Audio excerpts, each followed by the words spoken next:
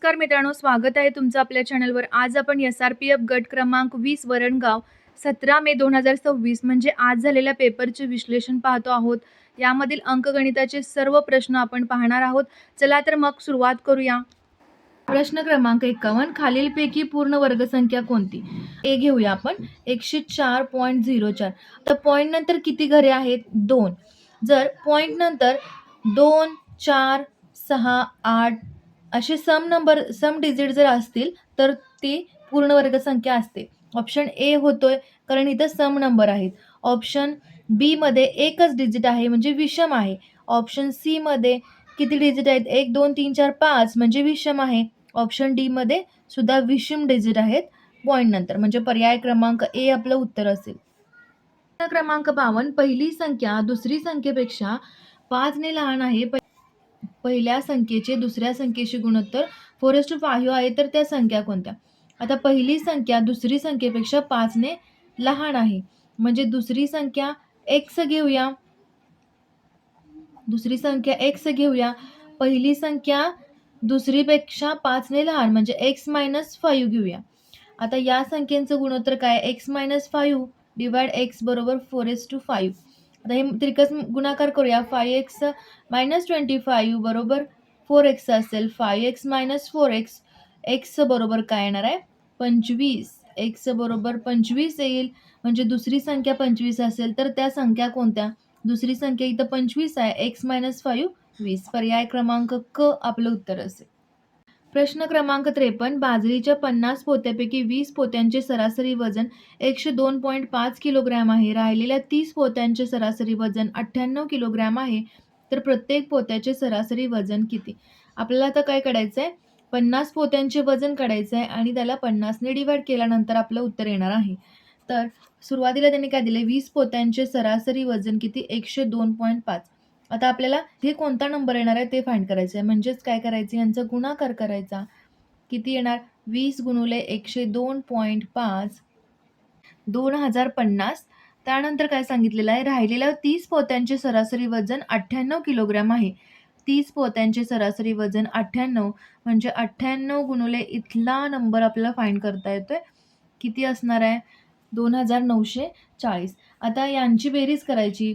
2050 अधिक 2940 किती येणार? 990 आणि त्याला डिवाइड 50 ने करतोय त्यावेळी आपल्याला प्रत्येक पोत्याचे सरासरी वजन मिळेल.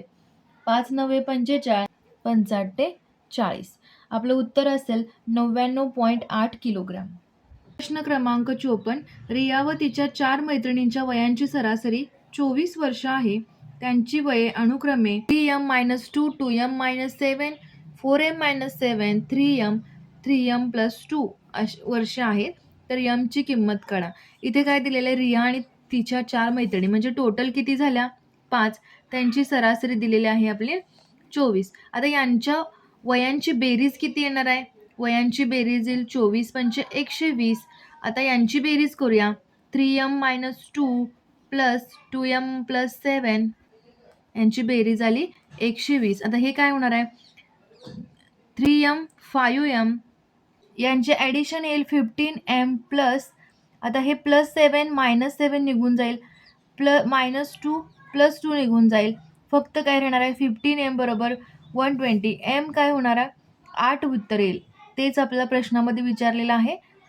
पर्याय क्रमांक क आपलं उत्तर असेल 8. 55, 3 संख्या 3:4:5 च्या गुणोत्तरात आहेत.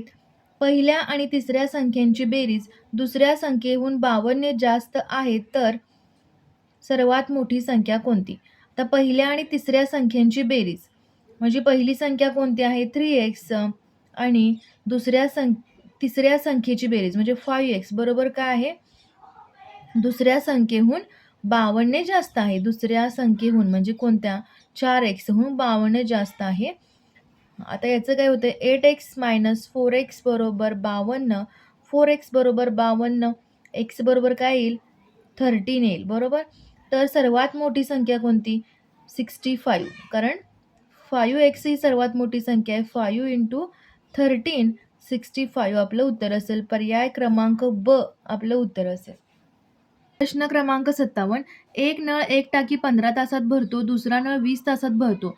पहिला नळ 3 तास चालू ठेवला व बंद केला तर उर्वरित टाकी भरण्यास दुसऱ्या नळास किती वेळ लागेल असा प्रश्न आहे. आता ए या नळाने 15 तासात भरते टाकी, बी या नळाने 20 तासात भरते. आता 3 तास, पहिला नळ 3 तास चालू ठेवलाय म्हणजे हे काय एका तासात आहे काम आहे. तर 3 तासात फक्त कोणता नळ चालू केलाय? पहिला नळ. म्हणजेच पहिला नळ 3 तास चालू ठेवला. 3/15 होईल. म्हणजेच काय, जे काम होणार आहे, जे वर्क होणार आहे ते किती होणार आहे? 1/5 होणार आहे वर्क. म्हणजेच शिल्लक काम काय असणार आहे? हे काय असणार आहे? एवढं काम पूर्ण झालेलं असणार आहे. शिल्लक काम असणार आहे 1 - 1/5, 4/5. आता इथे काय सांगितलंय? तर उर्वरित टाकी भरण्यास दुसऱ्या नळाने किती वेळ लागेल? आता इफिशियन्सी बरोबर काय आहे? Work divide days. तर वर्क शिल्लक किती आहे? 4/5. आणि दिवस किती लागतात? बी या नळाने भरायची टाकी 20 तासात होता. म्हणजेच आपल्याला इफिशियन्सी माहिती आहे. इफिशियन्सी काय असणार आहे? आपल्याला वेळ काढायचा आहे. वेळ किंवा डेज म्हणतोय आपण, वेळ काढायचा आहे. 4/5 डिवाइड 20 तासात म्हणजे 1/20. तर 4/5 × 20 16 तास आपलं उत्तर असेल. पर्याय क्रमांक ड आपलं उत्तर असेल. क्रमांक 58. विजयने एक जुना टीव्ही 4700 रुपयास विकत घेतला. त्यावर त्याने 800 रुपये दुरुस्तीसाठी खर्च केला.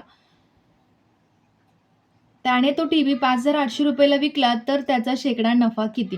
त्याला शेकडा नफा किती झालेला आहे हे फाइंड करायचं आहे. आता जुना टीव्ही त्याने 4700 रुपयास खरेदी केलाय आणि 800 रुपये दुरुस्तीला खर्च केलाय. म्हणजे किती टोटल? 5550 रुपयाला तो टीव्ही त्यानं विकत घेतला असं समजा, कारण तो दुरुस्तीसाठी 800 रुपयाला वापरला. तर ही झाली खरेदी किंमत आणि त्याने विकला कितीला? 5800 विक्री किंमत.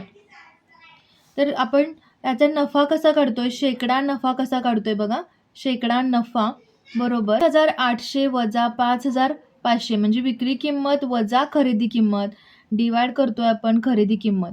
आता इथं शेकडा नफा असू दे, शेकडा तोटा असू दे, नेहमी इथं काय येते? खरेदी किंमत × 100. आता हे काय येणार आहे? 300 भागिले 5500. इथे काय येईल? 60/11 म्हणजेच 5.5/11 आपलं उत्तर असेल. पर्याय क्रमांक डी आपलं उत्तर असेल.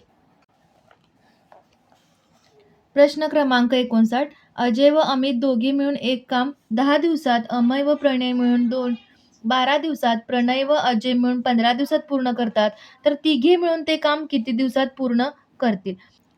अजय आणि अमित हे दोघे मिळून किती दिवसात पूर्ण करणार आहेत? 10 दिवसात. त्यानंतर अमित आणि प्रणय 12 दिवसात आणि प्रणय आणि अजय मिळून किती दिवसात करतात? 15 दिवसात करतात. तर तिघे मिळून कसं काढतोय आपण? 1/10, 1/12 अधिक 1/15. त्यावेळी इथं काय असतंय? हे काय होणार आहे? 2 वेळा अमित आलेला आहे, 2 वेळा अजय आलेला आहे, 2 वेळा प्रणय. म्हणजे 2 अमित, अजय आणि प्रणय असं लिहू शकतोय आपण. तर हे काय होणार आहे याची? आता याचा लसावी घ्यायचा आपण. छेदाचा लसावी किती येतोय? 60 येणार आहे. 60 × 1/10 अधिक 60 × 1/12 अधिक 60 × 1/15. पुन्हा मल्टिप्लाय 60 ने करतोय म्हणून डिवाइड सुद्धा 60 ने करावे लागेल. आता इथे 10 × 60 6 येईल, इथे 5 येईल आणि इथे 4 येईल भागिले 60. यांची बेरीज किती होणार आहे? 15/60.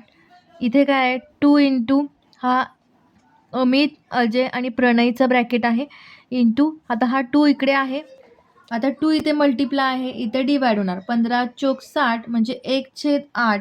8 दिवसात ते तिघे मिळून ते काम पूर्ण करतील. पर्याय क्रमांक ब आपलं उत्तर असेल. क्रमांक 60. 78 किलोमीटर प्रति तास वेगाने जाणारी 800 मीटर लांब रेल्वे एक बोगदा 1 मिनिटात पार करते तर त्या बोगद्याची लांबी किती असेल?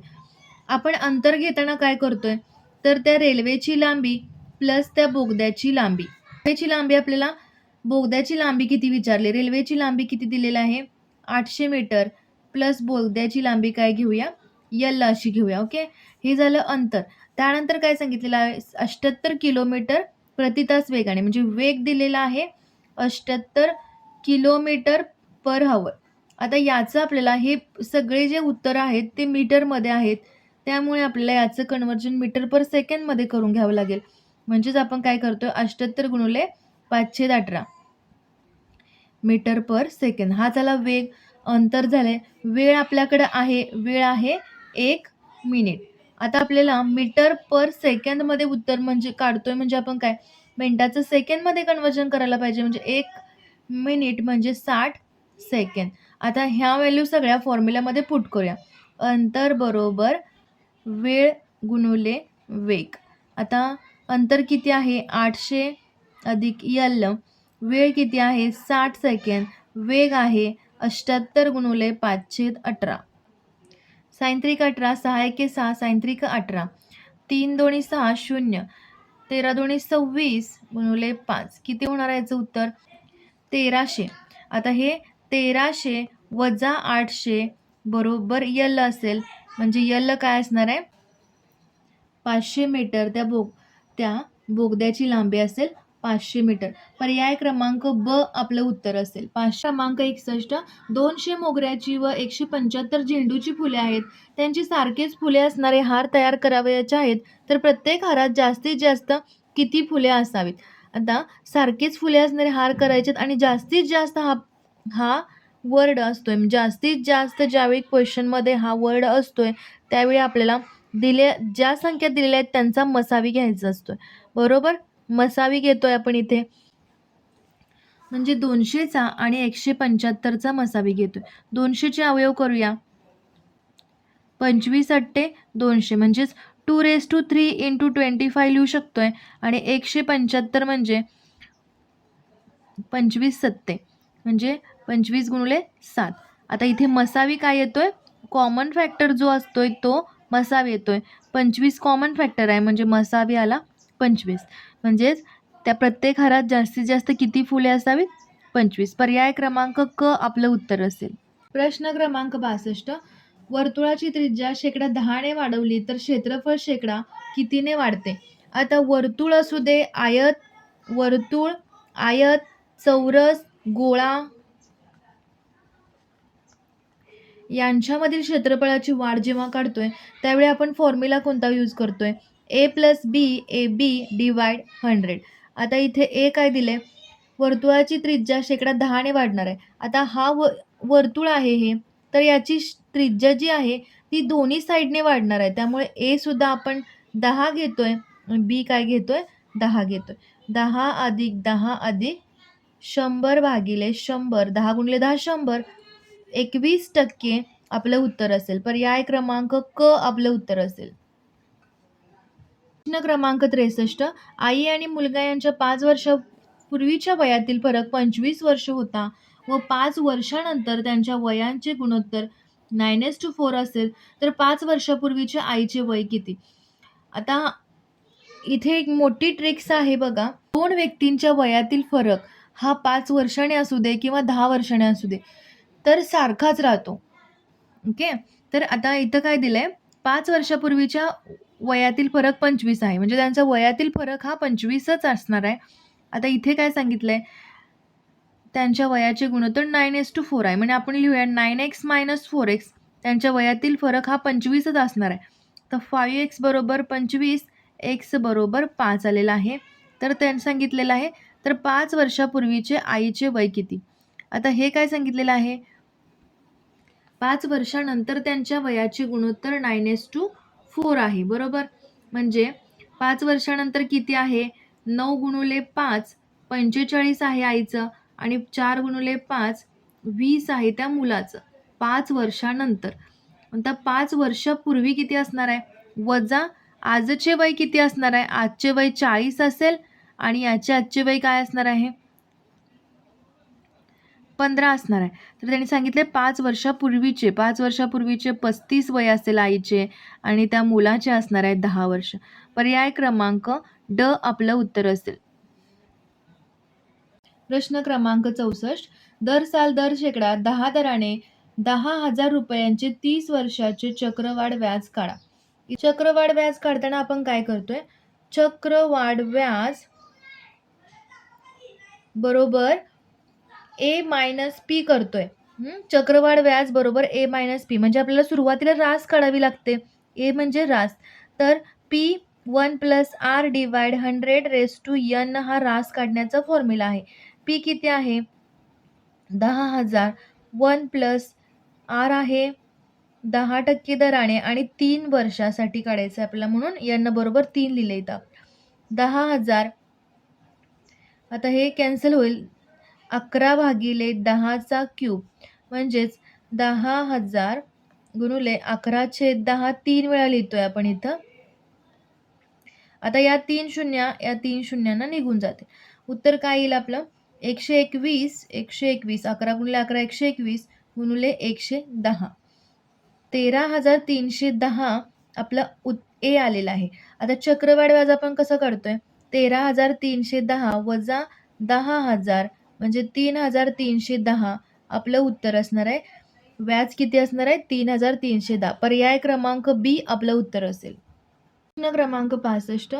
569081 या संख्येतील 9 या अंकाच्या स्थानिक किंमत व दर्शनी किंमत यांच्यातील फरक किती? 569081. आता 9 या अंकाची स्थानिक किंमत असेल 9,000, ही असेल स्थानिक किंमत, आणि दर्शनी किंमत जी असते म्हणजे तीच व्हॅल्यू असते. ही झाली स्थानिक किंमत आणि दर्शनी किंमत काय असणार आहे? 9. म्हणजे 9,000 वजा 9 म्हणजे काय ना 8,991 आपलं उत्तर असेल. पर्याय क्रमांक ब आपलं उत्तर असेल. प्रश्न क्रमांक 66. दोन संख्यांची बेरीज 50 आहे, त्यांच्यातील फरक 22 आहे, तर त्यातील लहान संख्या कोणती? ऑप्शनवरून जातो इथं आपण. आता 30 जर घेतली आपण तर दुसरी संख्या काय होणार आहे? बेरीज 50 दिले, दुसरी संख्या 20 होणार आहे, त्यामुळे हा ऑप्शन होणार नाही, कारण 30 ही मोठी संख्या असणार आहे 20 पेक्षा. त्यामुळे 28 जर घेतली तर दुसरी कोणती असणार आहे? 22 असणार आहे, त्यामुळे हाही ऑप्शन होणार नाही. जर लहान संख्या 14 घेतली तर मोठी संख्या कोणती होणार आहे? 50 वजा 14 किती होईल? 36 मोठी संख्या होईल. आता त्यांच्यातील फरक 22 आहे का बघायचा. या दोघांचा फरक किती आहे? 22 आहे का? आहे, म्हणजे ऑप्शन क्रमांक आपलं उत्तर असेल. प्रश्न क्रमांक 67. प्रश्न क्रमांक 67. 1/a - b plus 1/b - a बरोबर किती? तिरकस गुणाकार करायचा. b - a plus a - b बरोबर a - b into b - a. आता इथं a ला a कॅन्सल होईल, b ला b कॅन्सल होईल, म्हणजे 0 डिवाइड हे समथिंग 2 ब्रॅकेट येतील, म्हणजे 0 याचं उत्तर असेल. पर्याय क्रमांक ड आपलं उत्तर असेल, यापैकी नाही.